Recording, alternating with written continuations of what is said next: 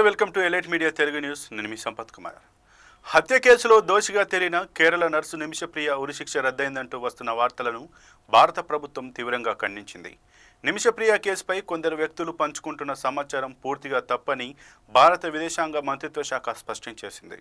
నిమిషప్రియ ఉరిశిక్ష అధికారికంగా రద్దయిందని ఇండియా గ్రాండ్ ముఫ్తీ కందాపురం ఏపీ అబూబకర్ ముస్లియార్ కార్యాలయం ప్రకటించింది నిమిషప్రియ మరణశిక్ష ఇంతకు ముందు తాత్కాలికంగా సస్పెండ్ అయింది ఇప్పుడు పూర్తిగా రద్దయింది యెమెన్ రాజధాని సనాలో జరిగిన ఉన్నత స్థాయి సమావేశంలో ఈ నిర్ణయం తీసుకున్నారు అని గ్రాండ్ ముఫ్తీ కార్యాలయం ఒక ప్రకటన విడుదల చేసింది అయితే యెమెన్ ప్రభుత్వం నుంచి అధికారిక రాతపూర్వక నిర్ధారణ ఇంకా అందలేదని కార్యాలయం స్పష్టం చేసింది అయితే ప్రకటనను భారత ప్రభుత్వం ఈ వార్తలను ఖండించింది బాధితుడి కుటుంబం నుంచి పూర్తి ఏకాభిప్రాయం లభించకపోవడమే ఇందుకు కారణమని తెలుస్తోంది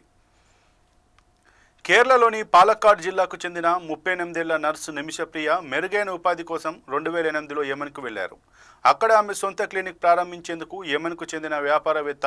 తలాల్ అబ్దో మహిదీతో భాగస్వామ్యం కుదుర్చుకున్నారు అయితే ఈ భాగస్వామ్యం కాలక్రమేణా వివాదాస్పదంగా మారింది మహిదీ తన పాస్పోర్ట్ను జప్తు చేశారని తనను దారుణంగా హింసించారని క్లినిక్ ఆదాయాన్ని దుర్వినియోగం చేశారని నిమిష ఆరోపించారు 2017లో తన పాస్పోర్ట్ను తిరిగి పొందేందుకు మహదీకి సెడేటివ్స్ ఇంజెక్ట్ చేసింది ఈ ప్రయత్నం దురదృష్టవశాత్తు మహదీ మరణానికి దారితీసింది ఆ తర్వాత ఆమె ఆయన శరీరాన్ని ముక్కలుగా చేసి వాటర్ ట్యాంక్లో పడేసింది ఈ కేసులో 2018లో అరెస్ట్ అయిన నిమిష ఆ తర్వాత దోషిగా తేలింది 2020లో సనా ట్రయల్ కోర్టు ఆమెకు ఉరిశిక్ష విధించింది 2023లో యెమెన్ సుప్రీం జ్యుడిషియల్ కౌన్సిల్ ఆమె అప్పీల్ను తిరస్కరించింది ఈ ఏడాది జూలై 16న నిమిషప్రియ ఉరిశిక్ష అమలు కావాల్సి ఉండగా గ్రాండ్ ముఫ్తీ ముస్లియార్ యెమెన్ అధికారులకు చేసిన విజ్ఞప్తి భారత ప్రభుత్వ దౌత్యపరమైన జోక్యంతో ఈ శిక్షను తాత్కాలికంగా నిలిపివేశారు తాజాగా ఈ శిక్ష పూర్తిగా రద్దయినట్టు వార్తలు వచ్చాయి యెమెన్ కార్యకర్త సర్హాన్ షంసన్ అల్ విస్బాబీ కూడా ఫేస్బుక్ పోస్ట్లో ఈ శిక్ష రద్దయిందని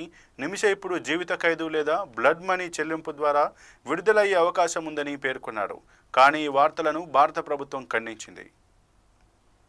మరిన్ని అప్డేట్స్ కోసం చూస్తూనే ఉండండి ఎలైట్ మీడియా తెలుగు న్యూస్